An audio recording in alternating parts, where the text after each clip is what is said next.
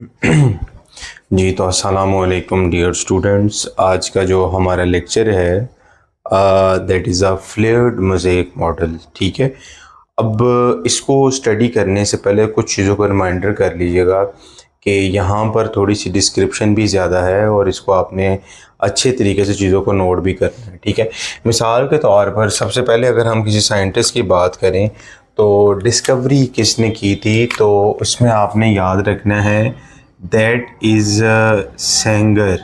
अच्छा, बाज़ बुक में सिंगर लिखा हुआ है, बाज़ में सेंगर, तो मैंने करेक्शन की है, that is a Singer and Nicolson. Singer and Nicolson's. ठीक है, कब किया ये भी आपने याद रखना है, 1972। ठीक है, और आई एम सॉरी टू से आप लिखना भूल गए होंगे। अगर आप याद रखिएगा, यूनिट मेम्ब्रेन मॉडल जो था वो डेनिलिया डेवसन रॉबर्टसन ने प्रेजेंट किया था, वो था 1935। बाज़ जगह पर नेट पे आप देखोगे 45 लिखा होगा, 42 लिखा होगा, but it is verified with the help of the book. या आप जब physiology Guyton and hall book है वहाँ से वेरीफाई किया है। यूनिट मेम्ब्रेन मॉडल 1935 के अंदर एक्सप्लेन है और ये इंडियन की बुक से भी इसे क्लासीफाई किया गया है। ठीक है, अब स्टेटमेंट की बात करते हैं। अकॉर्डिंग टू दिस मॉडल क्या कहता है, there is a lipid bilayer membrane.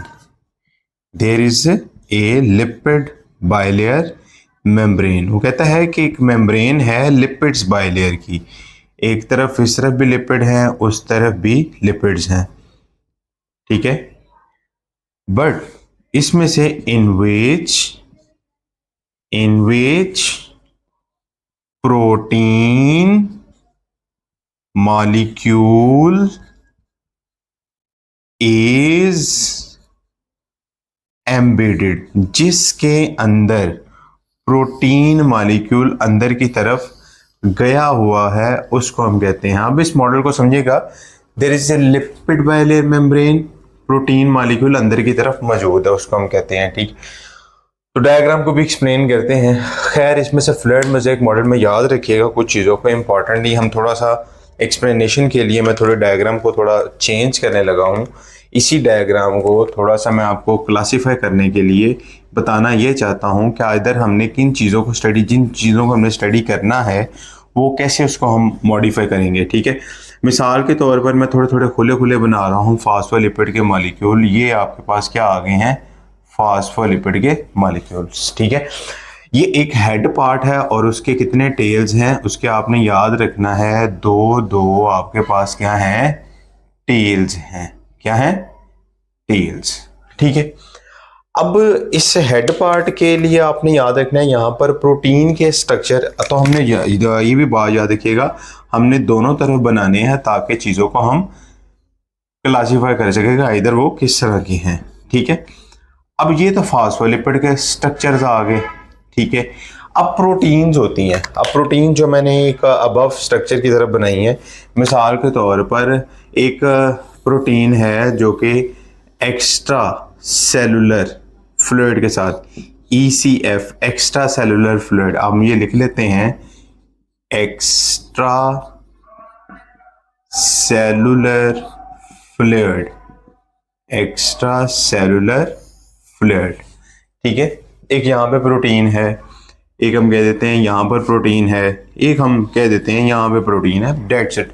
ये प्रोटीन जो है इसको हमने ये भी नाम याद रखना है, इस प्रोटीन का नाम है एक्सट्रिंसिक। एक्सट्रिंसिक, या इसको हमने कहना है that is called peripheral protein. ठीक है, अब कुछ प्रोटीन बेटा जी कुछ ऐसी होती हैं जो कि हम कह सकते हैं कि कुछ अंदर की जानिब हैं। किस कलर से करें, इस कलर से करते हैं। ठीक है, अब कुछ प्रोटीन जो हैं वो कुछ हाफली, जो हम कहते हैं कि कुछ हाफ सबमर्ज्ड है फास्फोलिपिड लेयर के दरमियान में, इन प्रोटीन्स को कहते हैं इंटेग्रल प्रोटीन्स, या वो इंट्रिंसिक। इंट्रिंसिक का ही दूसरा नेम बेसिकली हम उसे कहते हैं दैट इज इंटेग्रल प्रोटीन्स। ठीक है, अब यहाँ पे ये भी आपको पता लग गया। दूसरी बात आपने यहाँ पे ये रखनी है कि यहाँ पर मॉलिक्यूल जो हैं, एक तो मैंने कहा कंप्लीटली फिल्ड हो सकते हैं, एक हमने कहा यहाँ पर कुछ प्रोटीन कुछ ऐसी भी हो सकती है जिनके ज़रिए ट्रांसपोर्ट हो सकती है। ठीक है, अब ये जो प्रोटीन है, ये प्रोटीन का मतलब है यहाँ से मॉलिक्यूल इजीली जा सकता है।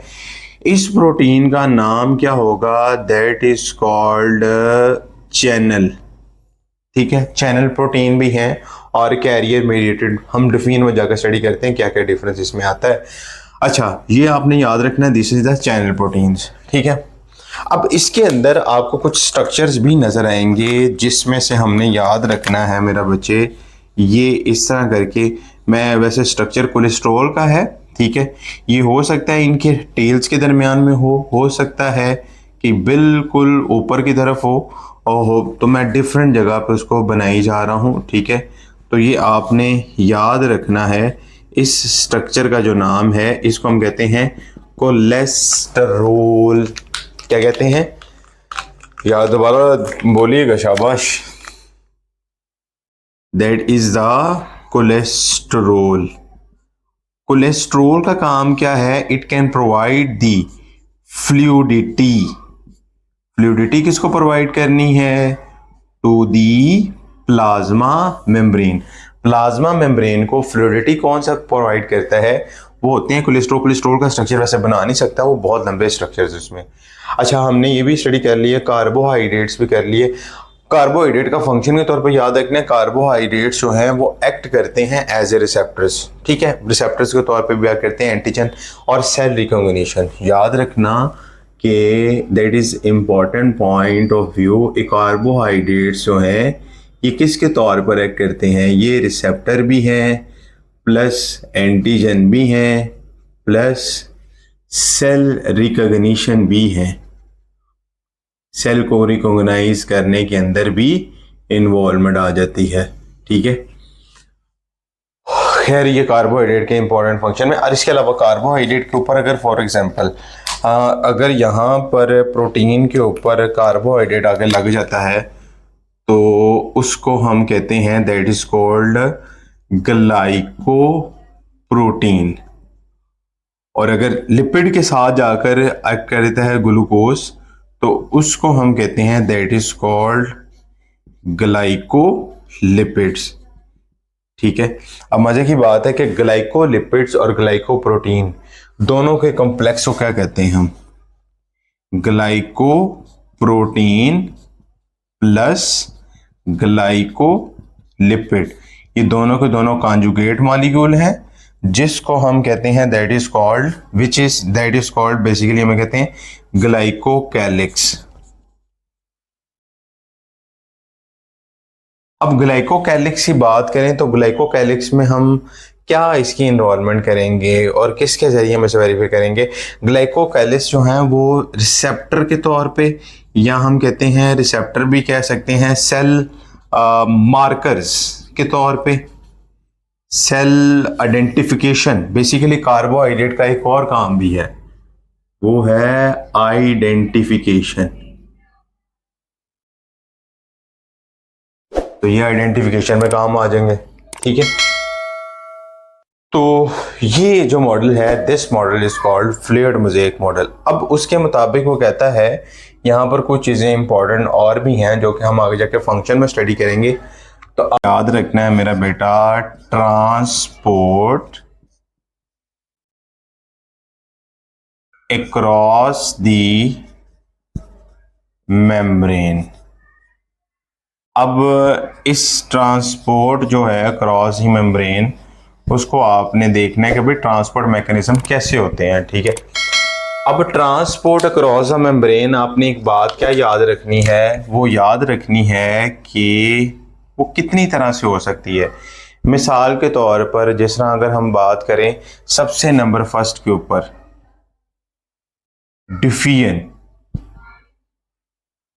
Defiant movement of molecule from an area of high concentration to area of the low concentration. ठीक है, मिसाल के तौर पर ट्रांसपोर्ट ऑफ गैसेस,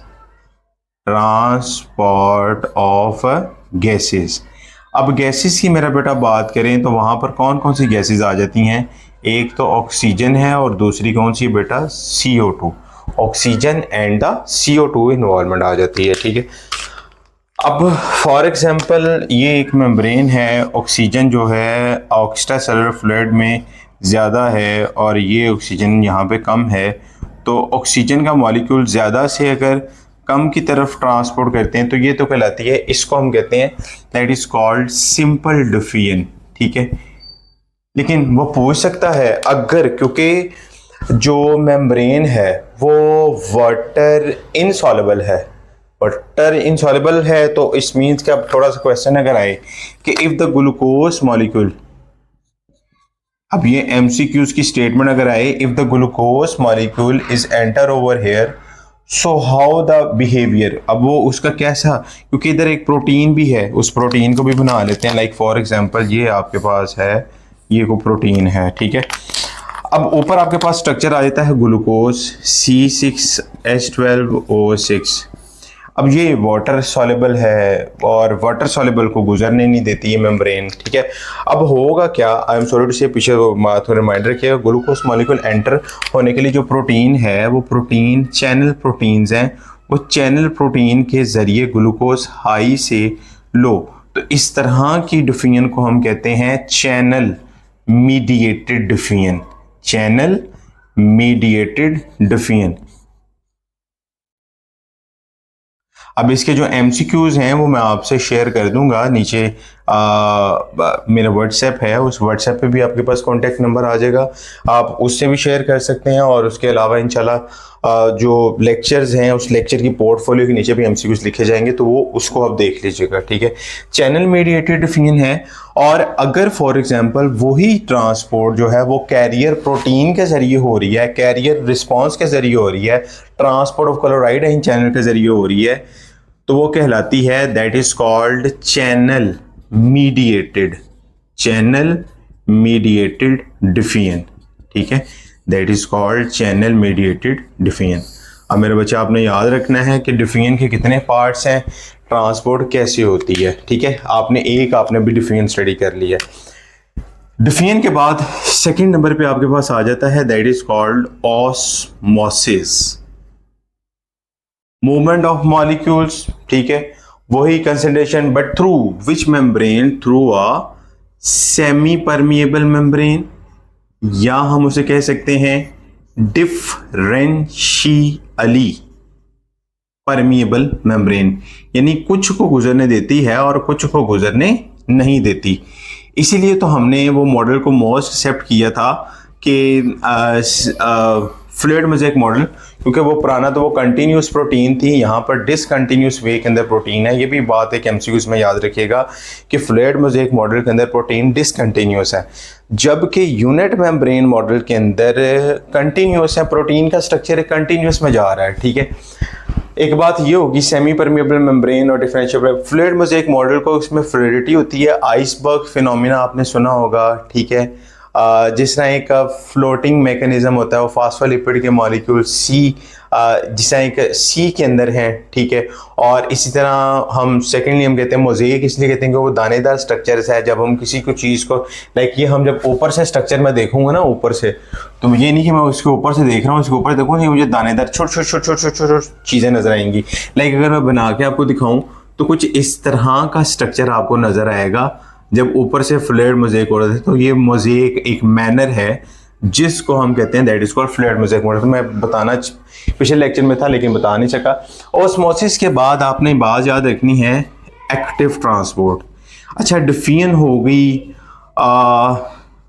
ये सारी की सारी पैसिव ट्रांसपोर्ट में आती हैं एक्टिव ट्रांसपोर्ट के अलावा। ऑस्मोसिस, डिफियन, प्रेसिपिटेटेड डिफियन, ठीक है। अब यहाँ पर चैनल मीडिएटेड डिफियन लिखी है, चैनल के बाद कैरियर, यहाँ पे कैरियर्स भी याद रखिएगा। आगे जाके उसकी मैं विद एग्जांपल से आपको क्वेश्चन करूंगा तो थोड़ा सा मुश्किल भी होगा, ठीक है। एक्टिव ट्रांसपोर्ट क्या होती है? Movement of molecule from an area of low concentration to area of high concentration with the help of ATP। लेकिन यहाँ पर आपने याद रखना है कि यहाँ पर आपको जो ATP की रिक्वायरमेंट है, देयर इज अ रिक्वायरमेंट होता है ATP यहाँ पे चाहिए। एक्टिव ट्रांसपोर्ट तभी होगी जब उसमें ATP अगर फॉर एग्जांपल हमने नीचे से ऊपर जाना है, नीचे से ऊपर जाना है तो उसके लिए हमें एनर्जी चाहिए, ठीक है। लेकिन अब ऊपर से नीचे जाना है तो उसका ये भी तरीका है कि आप ऊपर से पिछले करके वो पहुंच जानी चाहिए, ये भी है। लेकिन आप स्लो पे जा सकते हैं, ठीक है। बाद होता है कि कुछ बच्चों को बड़ी जल्दी होती है नीचे जाने की, वो एक सीढ़ी के जरिए धर्म यहाँ ऊपर से हम कहते हैं हम जल्दी पहुंच जाए, ठीक है।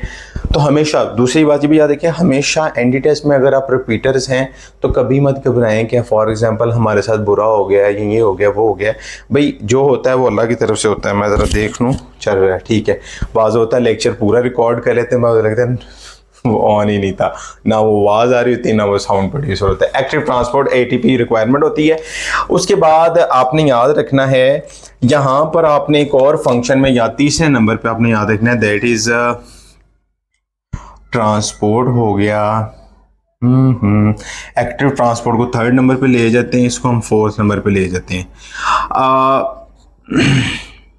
हाँ, एंडोसाइटोसिस,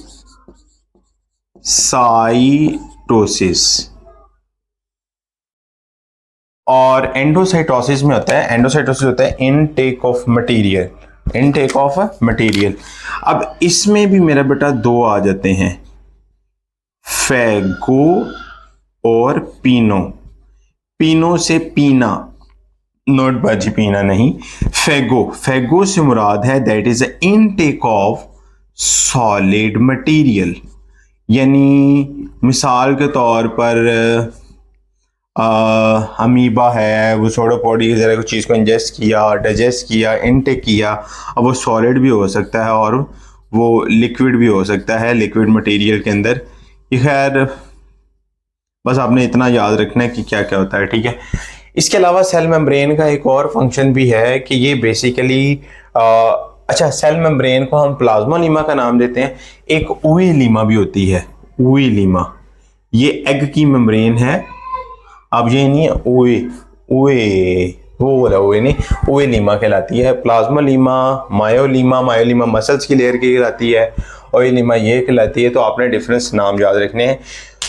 तो ये कुछ इंपॉर्टेंट फंक्शन है। अब इसमें से एक और एंटी टेस्ट का बड़ा क्वेश्चन पूछा जाता है, ये नीट के अंदर, नीट का एंटी टेस्ट है ये बेसिकली इंडिया का, कि प्लाज्मा मेम्ब्रेन पे कौन सा चार्ज होता है। खैर ये इसमें स्टडी नहीं करवाया गया, इंशाल्लाह ताला नेक्स्ट जब मैं पढ़ाऊँगा आपको दैट इज़ नर्वस कंट्रोल के अंदर, उसमें स्टडी करेंगे क्या चीज़ें होती हैं और क्या नहीं होती हैं उसमें, ठीक है।